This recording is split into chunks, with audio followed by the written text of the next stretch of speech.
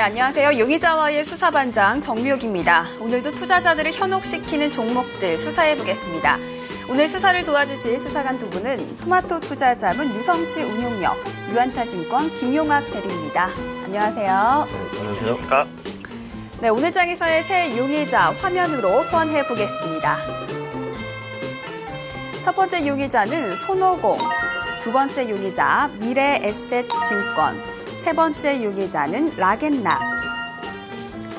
네, 용의자 하나씩 불러서 알리바이 확인해 보겠습니다. 첫 번째 용의자 손오공, 그의 알리바이는 크리스마스 산타 선물, 완구 판매, 증가 기대. 네, 손오공 오늘 윗꼬리를 좀 길게 단 모습입니다. 터닝메카 장난감을 독점 생산하고 있는 용의자인데요. 정말 완구 판매 증가 기대, 증가가 될 것 같긴 한데 지금 이 용의자 믿어봐도 되는 건가요, 그럼? 일단 저도 이 터닝 맥카트를 처음에 잘 몰랐어요. 네. 근데 저번에 한번 친구가 좀 늦게 결혼한 친구가 있는데 그 아들내미가 아들이 7살이더라고요.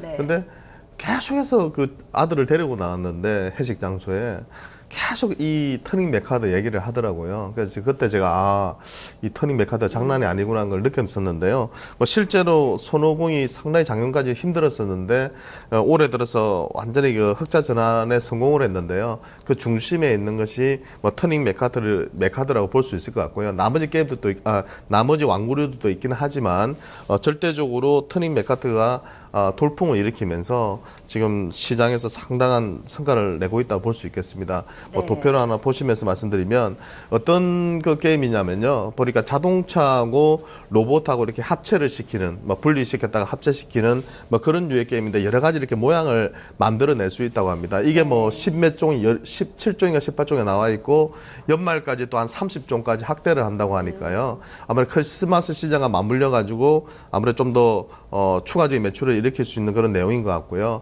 뭐 보시다시피 그 다음 그림 보시면 아시다시피 실제로 마트에서 이게 재고가 소진이 다 돼가지고요.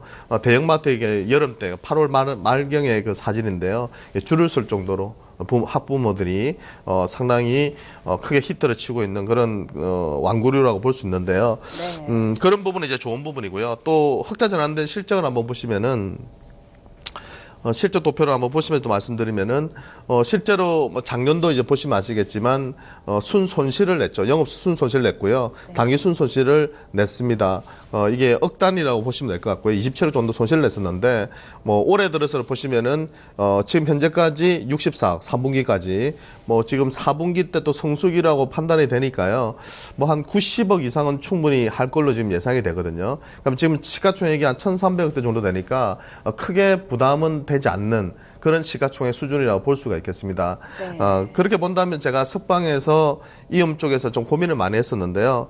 마지막 이제 내용을 좀 말씀을 드리면 몇 가지 해결해야 될 부분이 좀 있을 것 같아요. 그러니까 지금 캐파를 확 늘려가지고요. 정설을 빨리 해서 이 터닝 메카드를 빨리 공급을 하면 매출은 상당히 늘어날 걸로 보이는데 이런 완구류도 장난감 만드는 회사들은 잘못 재고를 많이 쌓아놨다 이게 안 팔리면 상당히 문제가 되거든요. 그렇죠. 그렇기 때문에 중국에서 지금 OEM을 통해서 이제 우리나라로 수입이 되는 건데요.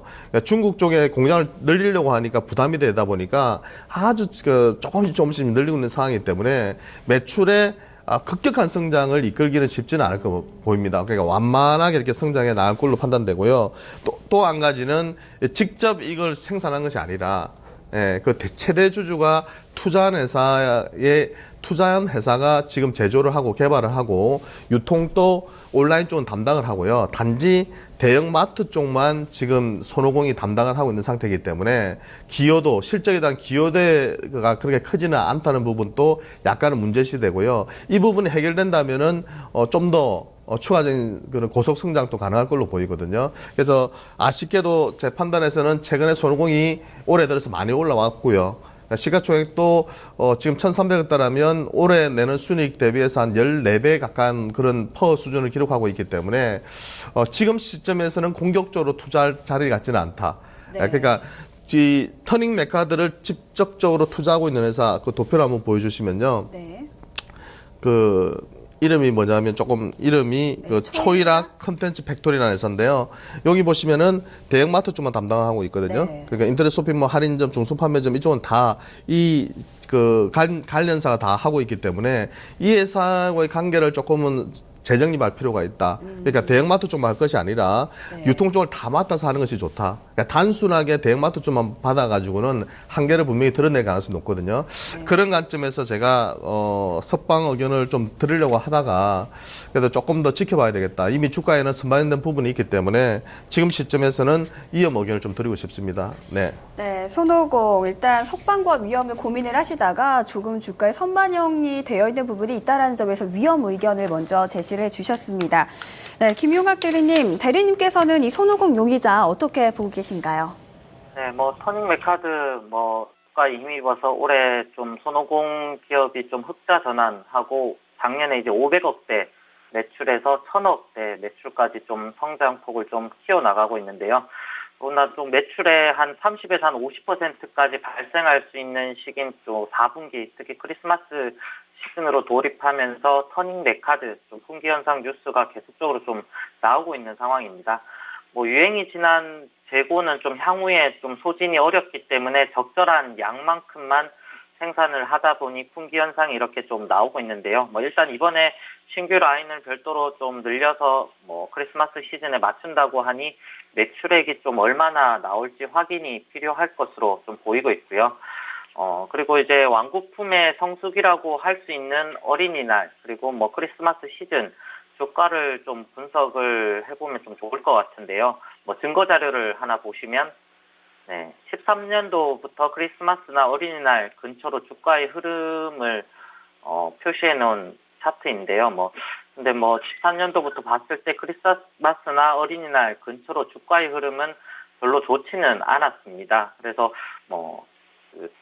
알리바이로 제시했던 크리스마스 때 완구 판무 증가 기대 감으로 주가가 갈 것인가의 물음에는 약간 좀 의문이 드는 상황이고요. 다만 올해 5월달 어린이날 이후 매출의 성장폭이 지나면서 좀 확인이 되면서 주가가 급등을 했었습니다.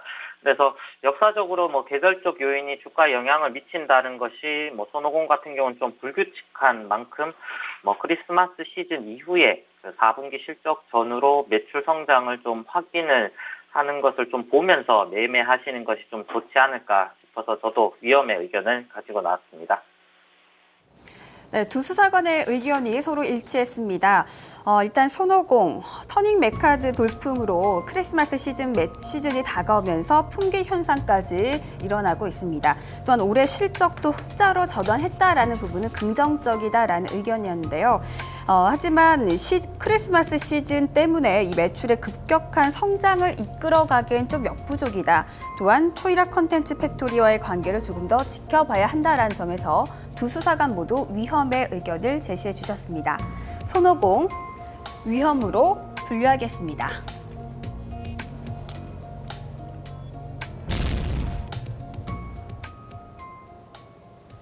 네, 두 번째 용의자 알리바이 확인해 보겠습니다. 두 번째 용의자는 미래에셋증권.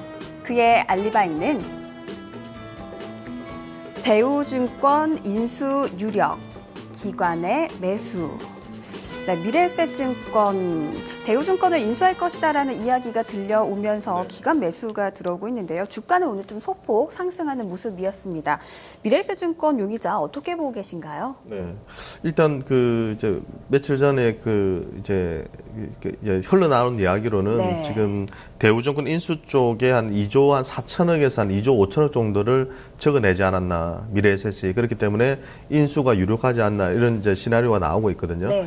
경쟁사였던 KB 쪽이라든지 한국투자증권 같은 경우에는 한 2조 원이 살짝 넘는 수준인 걸로 지금 판단되기 때문에 웬만한 결격 사유가 없다면 입찰에 아마 성공할 가능성이 높지 않나 생각이 듭니다. 이 두 회사가 합하게 되면은 7조 원이 넘는 그런 규모, 8조 원에 육박하는 초대형 그런 정권사가 탄생을 한다 보면 될 것 같고요. 2등 정권사보다는 거의 한 2배 이상의 그런 덩치, 2배에 가까운 그런 덩치를 가지는 그런 회사로 재탄생된다 볼 수 있겠습니다. 근데 일단 좋은 점은 일단 대우증권을 인수한다는 점, 그 부분이 지금 반영되면서 네. 매출 올랐고요. 또 안 좋은 점은 이 그 자금을 마련한다고 지금 10월 달에도 유상증자를 했었고요. 그전에도 한번 했었고요. 그러다 보니까 지금 전체 자본금이 3조 원을 돌파를 했습니다.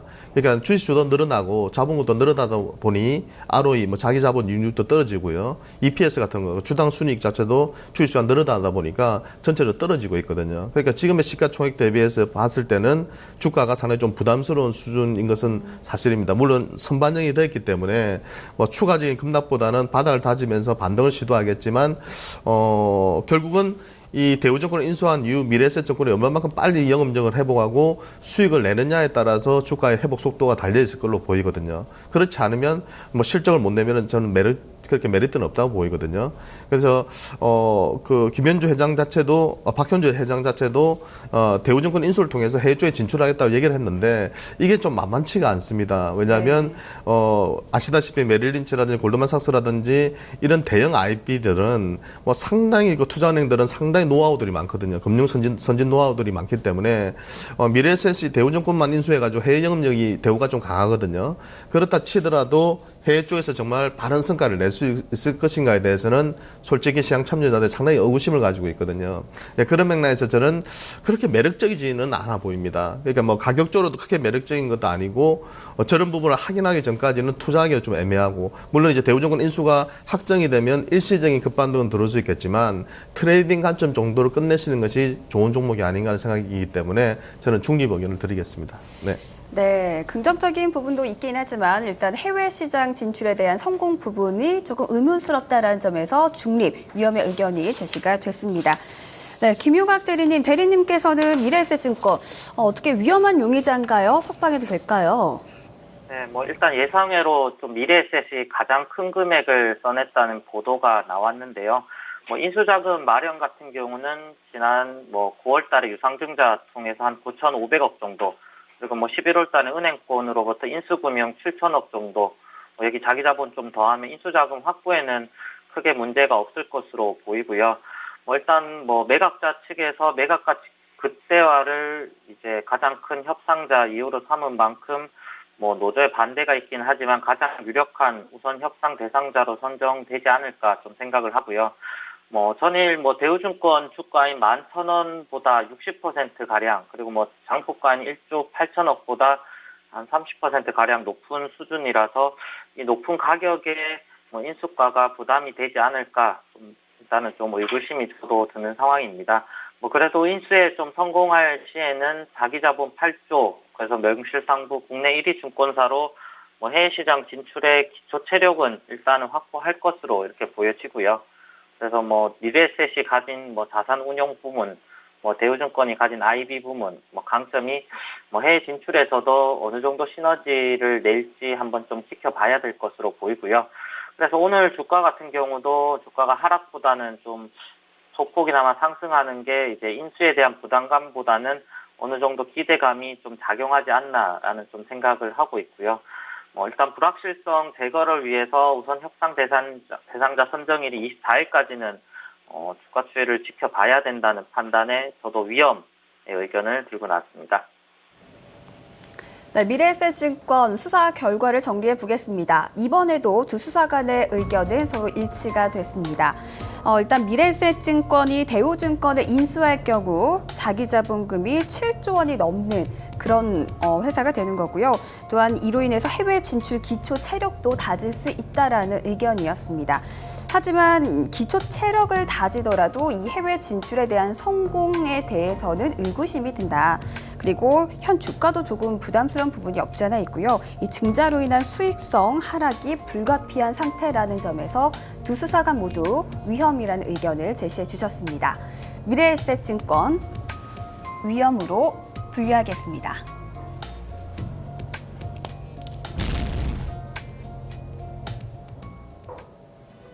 네, 세 번째 용의자 알리바이 확인해 보겠습니다. 세 번째 용의자는 락앤락. 그의 알리바이는 중국 온라인으로 재기 발판 마련, 추가 상승 기대. 네, 락앤락 리포트 효과를 좀 본 것 같아요. 6거래일 주가가 좀 상승하는 모습이고요. 오늘도 3% 가까이 오르고 있습니다. 락앤락 정말 앞으로도 좀 추가 상승을 기대해봐도 되는 건가요? 일단 워낙 그동안 많이 빠져가지고요. 뭐 최근에 그런 재료에 아주 상당히 좀 예민하게 반응을 하는 것 같아요. 가격 메리트가 있다 보니까.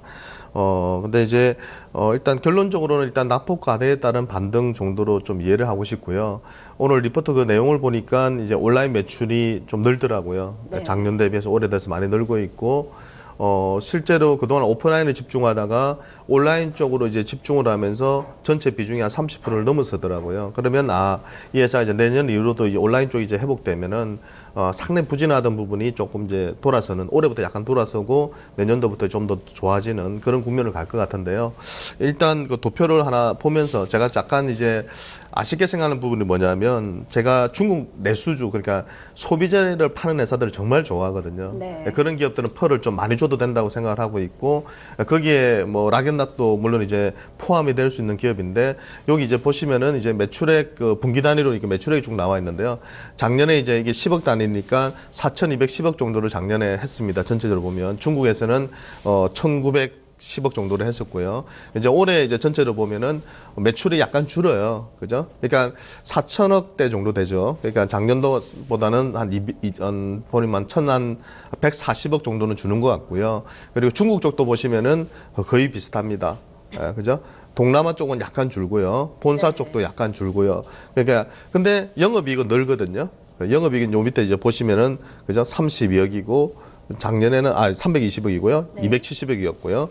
예, 좀 늘고 순이익은 이제 또 조금 약간 주는 부분인데 중요한 포인트는 매출이 준 상태에서 영업이익은 늘었거든요. 그러니까 비용을 절감하고 줄이고 해가지고 수익은 늘었지만 전체로 보면 매출 자체가 지금 가장 큰 시장인 중국에서 늘지 않고 있다는 점. 그러니까 국내 쪽은 솔직히 가열이거든요. 락앤락의 네. 경쟁사들이 많이 들어왔고요. 그러니까 중국 쪽에서 매출이 계속 늘어나주는 부분이 보여야지 우리가 투자를 할 수 있는 부분인데 중국 쪽 매출이 올해는 작년도 대비해서 오히려 줄고 있거든요. 그러면 내년도에 이 부분이 회복이 될 수 있느냐가 가장 큰 관건인 것 같아요. 거기에 대한 아직은 확신이 없다 보니까. 그러니까 비용을 줄여가지고 매출은 줄는데 수익은 늘렸지만 매출 자체가 폭발적으로 성장되는 모습이 확인되기 전까지는 락앤락에 대해서는 약간 좀 보수적으로 보는 게 맞지 않나. 그러니까 저 부분이 온라인 쪽에서 어느 정도 빠르게 성장을 해서 저걸 메꿔줄 수 있다면 제 판단에서는 또 새로운 성장 구간을 갈 수 있는데 중국의 로컬 업체들도 지금 많이 진출을 하고 있는 상태에서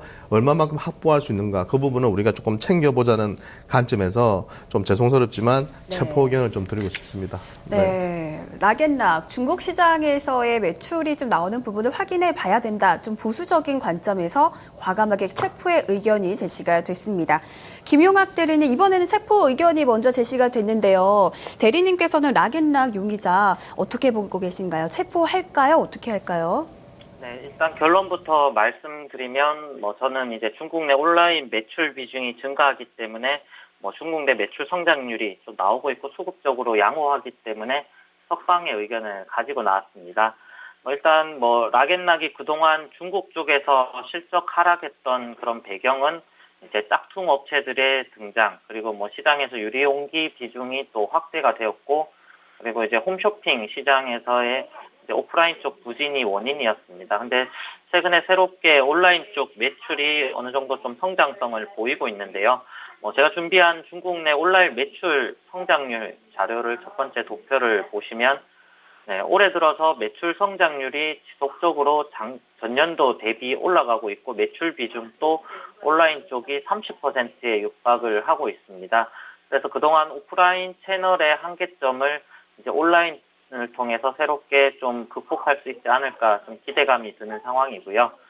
두 번째로 이제 준비한 자료를 보시면 락앤락 이제 중국 매출을 보여주는 실적 전망치인데요. 맨 밑에 이제 매출의 그로스 부분에서 올해 1분기에 20% 정도 감소한 것을 제외하면 2분기, 3분기, 4분기 계속적으로 전년도 대비 중국 쪽에서 매출이 성장하는 것을 볼 수가 있습니다. 그래서 그동안 좀 매출이 정체 내지는 감소하면서 주가가 함께 떨어졌다는 것을 좀 감안하면 어느 정도 매출의 바닥은 좀 찍은 것이 아닌가 좀 예측이 좀 가능할 것 같고요. 그리고 세 번째로 수급적 분석 한 증거 자료를 한번 보시면 네, 맨 밑에 이제 외국인과 기관의 매수세가 지금 지속적으로 지속되고 있습니다. 그리고 파란 선이 이제 대차 잔고 추이를 나타내는 선인데요. 예전에 주가의 걸림돌이었던 대차 잔고가 이제는 거의 바닥권까지 좀 빠진 상황이기 때문에 수급적으로도 어느 정도 좀 양호한 상황이다라는 모습으로 좀 판단이 듭니다. 그래서 뭐 이 세 가지 정도 이유로 낙엔낙은 지금 시점에서는 어느 정도 좀 석방해도 되지 않을까 생각을 합니다. 네, 락앤락 수사 결과를 정리해 보겠습니다. 이번에는 두 수사관의 의견이 완전히 엇갈리게 나왔습니다. 일단 락앤락, 중국 내 온라인 매출 비중이 증가하고 있고요. 또 때문에 중국 매출 성장률도 회복 중입니다. 또한 수급 쪽도 양호하다라는 의견에서는 석방의 의견이 제시가 됐는데요. 하지만 현재 중국에서의 매출 부분에 대한 부분이 확신이 없다 때문에 성장 한계에 직면했다라고 볼 수도 있다. 그리고 새로운 성장 모멘텀이 필요하다라는 관점에서는 좀 보수적으로 체포의 의견이 나오기도 했습니다. 락앤락, 체포와 석방 사이에서 위험으로 분류하겠습니다.